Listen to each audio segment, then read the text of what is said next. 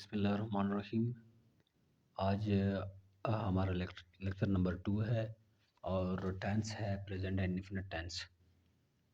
जैसे कि आप लोगों को पता है लेक्चर नंबर 1 मेरा हो चुका है, वो मैंने आप लोगों को पढ़ाया है फर्स्ट वीडियो में। अगर आप लोगों ने नहीं देखा है तो काइंडली जाकर प्ले लिस्ट में जाकर उसको भी देख लें और उसके बाद लेक्चर नंबर 2 को देख लें, फिर आप लोगों को समझ आ जाएगी कि टेंसेस जो है वो किस तरह से होते हैं, किस तरह से इसका फार्मूला है, किस तरह से इसका मेथड है।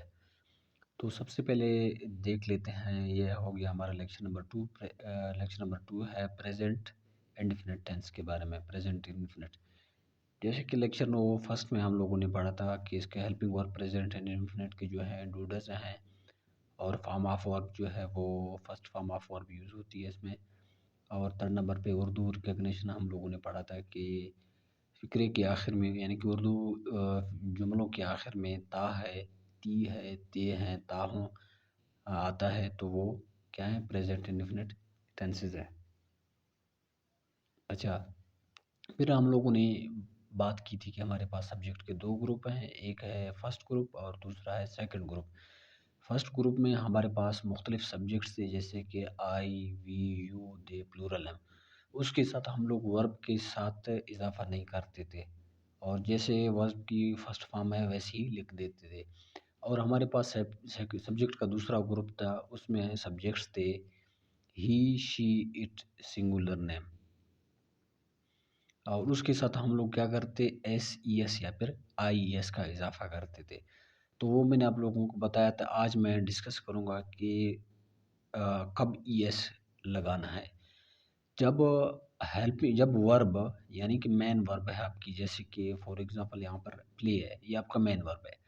अगर इस तरह की वर्ब्स, यानी कि वर्ब्स की लास्ट जो अल्फ़ाबेट है एंड हो रहे हो एस पे, या लास्ट में वर्ब के लास्ट में एस एच आ जाए, या फिर पी एच आ जाए, सी एच आ जाए, जी एच आ जाए, एक्स आ जाए, ओ आ जाए और या ओ आ जाए, तो उसके साथ हम लोग क्या करते हैं, ई एस का इजाफा करते हैं वर्ब के साथ। जैसे कि गो है, जी ओ, गो, गो के साथ हम लोग क्या करते हैं, गोज लगा देते हैं। और इस तरह के, जैसे कि एस हो गया ना, उसके साथ भी हम लोग क्या करते हैं, ई एस का इजाफा करते हैं। फिर है नेक्स्ट है आई ई एस।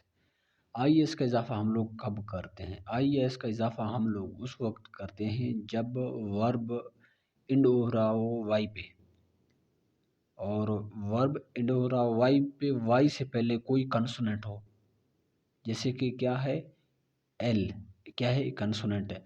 तो फिर हम लोग इस तरह करते हैं, फिर उसको चेंज कर देते हैं आई ई एस में, वाई को ख़त्म कर देते हैं और उसके आखिर में, वर्ब के आखिर में क्या लगा लेते हैं, आई ई एस लगा लेते हैं। वर्ब हम लोगों का फॉर्म हो जाता है। जैसे कि for example, student try to qualify exam, ठीक है। स्टूडेंट्स स्टूडेंट्स नहीं, सॉरी, स्टूडेंट्स, अच्छा, students try to qualify exams, यानी कि बहुत सारे स्टूडेंट्स। फिर मैं कहता हूँ कि एक स्टूडेंट्स सिर्फ ट्राई कर लेता है। Student student tries to qualify exam. जैसे कि हमारे पास ट्राई है, हम लोगों ने क्या किया, टी आर, टी आर के बाद वाई है, वाई को ख़त्म करके हम लोगों ने क्या लिख दिया, आई ई एस। ये हो गया, क्या हो गया, ट्राइज हो गया। फिर है फ्लाइज। जैसे कि पैरट एक बर्ड है, तोता है, पैरट फ्लाइज। यहाँ पर मैंने फ्लाई है, एफ एल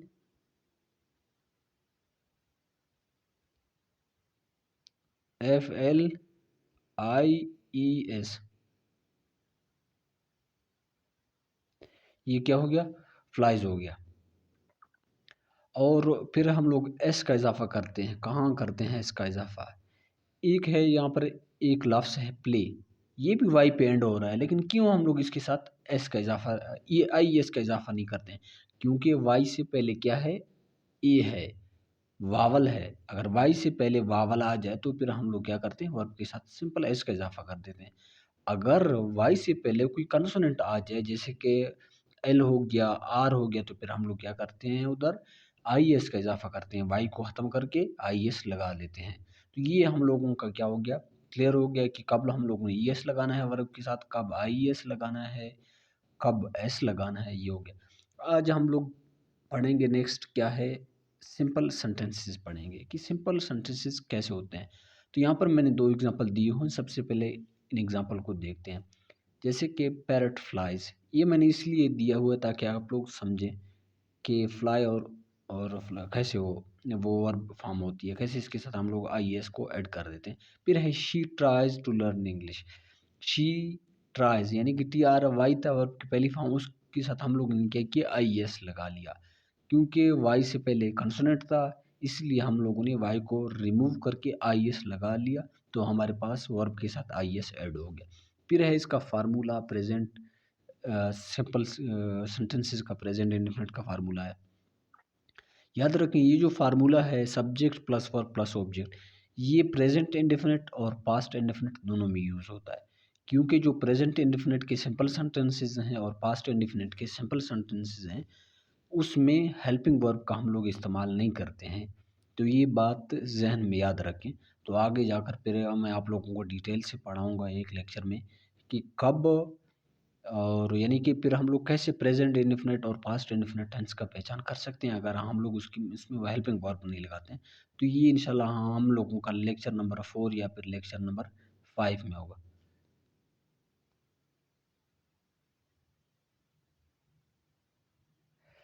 अच्छा, नेक्स्ट है जैसे कि दे प्ले क्रिकेट, दे हमारे पास सब्जेक्ट है, प्ले हमारे पास वर्ब है, क्रिकेट हमारे पास ऑब्जेक्ट है, फार्मूला हो गया। फिर है ही प्लेज क्रिकेट, ही हमारे पास सब्जेक्ट है, जैसे कि ही सेकंड ग्रुप से था इसलिए हम लोगों ने वर्ब के साथ क्या किया, एस के साथ इजाफा, एस का इजाफा किया वर्ब के साथ। फिर है क्रिकेट, ऑब्जेक्ट हो गया। और नेगेटिव सेंटेंसेस इसके बाद होंगे इसी प्रेजेंट इंडेफिनिट टेंस के, इंट्रागेटिव होंगे, इंट्रागेटिव नेगेटिव होंगे, इंट्रागेटिव नेगेटिव फॉर्मल और इंट्रागेटिव नेगेटिव इनफॉर्मल, और इसके फिर शॉर्ट फॉर्म यानी कि कंट्रैक्शन फॉर्म्स के बारे में भी हम लोग पढ़ेंगे। ये हम लोग इंशाल्लाह लेक्चर नंबर 3 में मैं आप लोगों के साथ डिस्कस करूँगा। तो आप मेरा यूट्यूब चैनल सब्सक्राइब कर लें और बेल आइकन को प्रेस कर दें ताकि जो मैं सीरीज़ मैंने शुरू किया हो ताकि उसकी नोटिफिकेशन आप तक पहुंच सके और कोई लेक्चर आपसे मिस ना हो। Thank you.